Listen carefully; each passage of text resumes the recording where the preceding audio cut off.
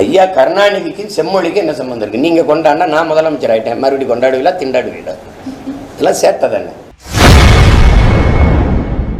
முன்னாள் முதல்வர் கருணாநிதி பிறந்த நாளை செம்மொழி நாளாக கொண்டாட தீர்மானம் நிறைவேற்றப்பட்டுள்ளது குறித்து செய்தியாளர் எழுப்பிய கேள்விக்கு நாம் தமிழர் கட்சி ஒருங்கிணைப்பாளர் சீமான் கொந்தளித்துள்ளார். திமுக பொதுக்குழுல 27 தீர்மானம் நிறைவேற்றிருக்காங்க. அதுல ஜூன் 3ஆம் தேதி கருணாநிதி அவருடைய பிறந்த நாளை செம்மொழி நாளாக கொண்டாட தீர்மானம் நிறைவேற்றிருக்காங்க. கருணாநிதி அவர்களுக்கும் செம்மொழிக்கு என்ன சம்பந்தம் இருக்கு?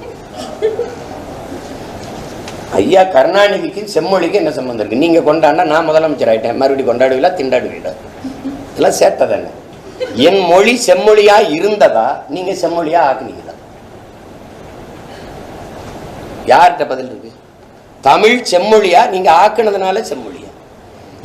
இந்தியாவை நீங்க ஆளும் போது காங்கிரஸ் கூட்டணி இருக்கும்போது செம்மொழின்னு சொல்ல சொன்னதுனால, அதை அறிவிச்சதுனால என் மொழி செம்மொழியாச்சா?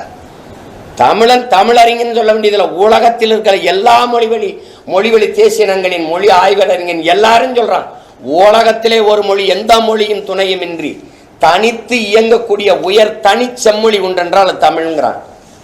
நீங்க யார் எனக்கு என் மொழிக்கு அங்கீகாரம் பெற்று தரதுக்கு?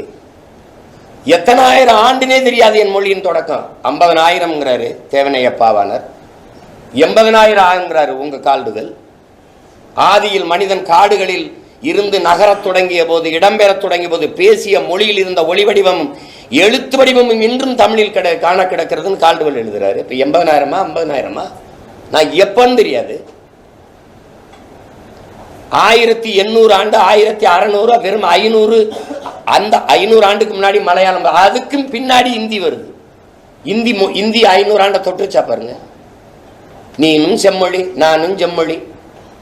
இங்க போய் 2000 ஆண்டுன்னு சொன்னா சிக்கலாயிரும், மற்ற மொழிக்காரெல்லாம் பிரச்சனை பண்ணுவான்ட்டு இவர் 1500 ஆண்டுன்னு இந்தியா ஆண்டு அந்த காங்கிரஸ் ஆட்சி சொல்லும்போது ஆமான்னு சொல்லிட்டு செம்மொழின்னு அந்தஸ்தப்பட்டு வந்தீங்க.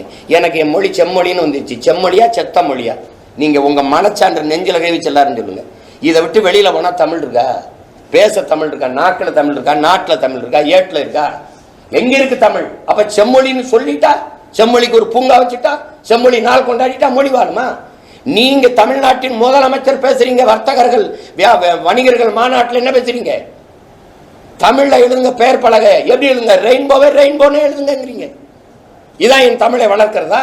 இதான் தமிழ் மீட்சியா? ரெயின்போவை ரெயின்போன்னு எப்படி எழுதுறது? அதான தங்கிலீஷ். அப்படித்தானே எழுதியிருக்கு. அப்படிதான் எழுதியிருக்கு. ப்ளூ டைமண்ட் அப்படின்னு எழுதியிருக்குது. Blue stone. என்னுடைய உடற்பயிற்சி கொடுத்துக்க மாதிரி என் தம்பி பாய்த்து ப்ளூ ஸ்டோன் எழுதிருக்கு. நீல கல் எழுதி ப்ளூ ஸ்டோன் எழுது. நான் கேட்டா சொல்லு. எல்லா கடைகளையும் போகும்போது அன்னைக்கு ஒன்னதுக்காக திரும்பி பார்த்து போங்க. ஒரு இடத்துல தமிழ் இருக்காங்க. எழுத்து தமிழா இருக்கும், ஆனா உச்சரிப்பு ஆங்கிலம். எழுத்து ஆங்கிலமா இருக்கும். இப்போ இல்லாட்டி எப்போ, IPPO இப்போ. எழுத்து ஆங்கிலம், உச்சரிப்பு தமிழ். விளங்குதா? அங்க என்ன இருக்கும்? டீ ஸ்டால், தேநீர் விடுதின்னு இருக்காது. தேநீர் கடைன்னு இருக்காது. டீ ஸ்டால், டீ போட்டு இஸ் போட்டு ஸ்டால். இது என்னது?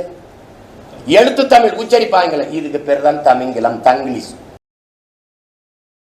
செய்திகளை உள்ளது உள்ளபடி தெரிந்து கொள்ள ரெஃப்ளெக்ட் நியூஸை சப்ஸ்கிரைப் பண்ணுங்க.